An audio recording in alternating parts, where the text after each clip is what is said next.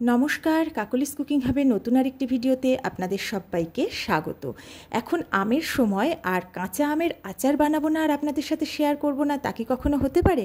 সে কথা ভেবেই আমি আজ আপনাদের কাছে কাঁচা আমের ঝুড়ি আচারের রেসিপি নিয়ে চলে এসেছি। এই আচারটা ঠিক আমার মতো করে বানালে আপনারা 1 বছর সংরক্ষণ করে রাখতে পারবেন।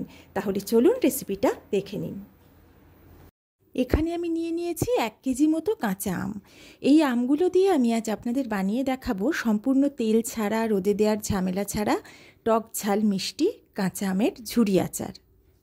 প্রথমে আমগুলো পরিষ্কার করে ধুয়ে নিয়েছি, তারপর খুব ভালো করে মুছে নিয়েছি। এবার আমগুলোকে গ্রেটারে গ্রেট করে নিচ্ছি। আমগুলো সব গ্রেট করে নিয়েছি। এই গ্রেট করা আমগুলো এবার আমি একটা কড়ার মধ্যে নিয়ে নিলাম। এখানে আমি বড় 1 কাপ চিনি নিয়ে নিচ্ছি। এই চিনিটা পুরোটাই এই আমের মধ্যে আমি এবার ঢেলে দেব। চিনিটা মিশিয়ে দেওয়ার পরে খুব ভালো করে আমের সাথে চিনি সুন্দর করে মিশিয়ে নিতে হবে। এই মিশ্রণটা ভালোভাবে করতে হবে। চিনিটা মিশিয়ে নেওয়ার পরে আমি ঢাকা দিয়ে বেশ কিছুক্ষণ রেখে দেব, যতক্ষণ পর্যন্ত না চিনিটা পুরোপুরি গলে যায়। কিছুক্ষণ রাখার পরে দেখবেন বেশ অনেকটা রস বেরিয়েছে, তখন বুঝবেন এই স্টেপটা কমপ্লিট। ওদিকে আমটা আমি ঢেকে রেখেছি আর এদিকে আমি একটা মশলা রেডি করে নিচ্ছি। গ্যাসে কড়া বসিয়ে কড়াটা হালকা গরম হওয়ার পরে দিয়ে দিলাম 1.5 চা চামচ মৌরি, 1 চা চামচ গোটা জিরে আর দিচ্ছি 1 চা চামচ জোয়ান।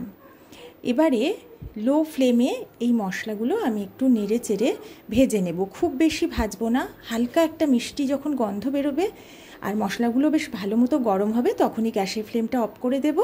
দিয়ে মশলাগুলোকে ঠান্ডা করে নেব, নিয়ে তারপর মিক্সিতে মশলাগুলো গুঁড়ো করে নেব। তবে খুব মিহি গুঁড়ো করব না, একটু দানা দানা রেখে এগুলো গুঁড়ো করে নেব। বেশ কিছুটা সময় ঢেকে রাখার পরে আমি ঢাকাটা তুলে নিয়েছি। দেখুন চিনিটা কিন্তু সম্পূর্ণ গলে গেছে আর কতটা রস বেরিয়েছে। এবারে আমি গ্যাসের ফ্লেমটা কিন্তু অন করে দিয়েছি। গ্যাসের ফ্লেমটা মিডিয়ামে রেখে এটা সমানেই আমি নাড়তে থাকবো। আর যতক্ষণ না এই রসটা পুরো শুকিয়ে যায় ততক্ষণ কিন্তু এটা নেড়েচেড়েই যেতে হবে। আর আস্তে আস্তে এর কালারটা কিন্তু চেঞ্জ হবে, একটা হালকা লালচে কালার চলে আসবে। আর এই আচারে আমি কিন্তু কোনো জল দেব না। অনেকটা সময় ধরে আমি কিন্তু এটা মিডিয়াম ফ্লেমে নেড়ে নিয়েছি। রসটা কিন্তু অনেকটাই শুকিয়ে এসেছে। এবার আমি এর মধ্যে দিয়ে দিচ্ছি খুব অল্প পরিমাণ হলুদ গুঁড়ো আর কাশ্মীরি লঙ্কার গুঁড়ো। এই দুটো কিন্তু আমি কালারের জন্যই অ্যাড করলাম। আর দিচ্ছি স্বাদ মতো লবণ। এবার এই সব কিছু বেশ ভালো করে মিশিয়ে নিয়ে আবারও কিন্তু অনেকটা সময় ধরে এটাকে আমি নাড়বো, কারণ রসভাবটা কিন্তু এখনও অনেকটাই আছে, এটা সম্পূর্ণ শুকিয়ে ফেলতে হবে।